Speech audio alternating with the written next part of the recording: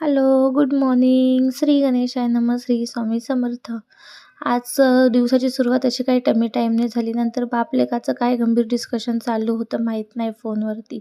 दारावरती parrot विकायला आलेले मस्त असं साईला घेतले. तो मस्त त्याच्याशी खेळत होता. त्याला ते खूपच आवडलं. आज भोगी होती तर भोगीची भाजी केली. कुणाकुणाला भोगीची भाजी आवडते सांगा? मला तर खूपच आवडते.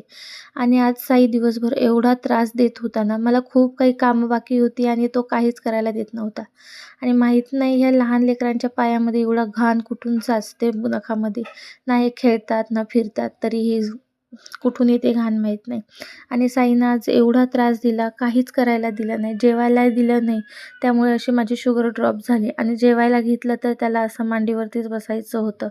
काही खाऊ द्यायचं नाही, काहीच नाही. अशी का करतात कधी कधी लेकरं समजत नाही.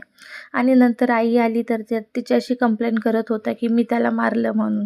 काय समजावं एवढ्याच्या जीवाला आणि कुणाकडे कंप्लेंट करावी हे पण कसं कळतं काय माहीत. नंतर मार्केटमध्ये गेलो शॉपिंग करण्यासाठी, तर मध्येच पाऊस आला. त्यामुळे घाईघाईमध्ये घरी यावं लागलं. आणि आज पहिल्यांदा साईला घरी ठेवून मी बाहेर एवढा वेळ गेली होती. तर असा होता आजचा दिवस. चलो बाय.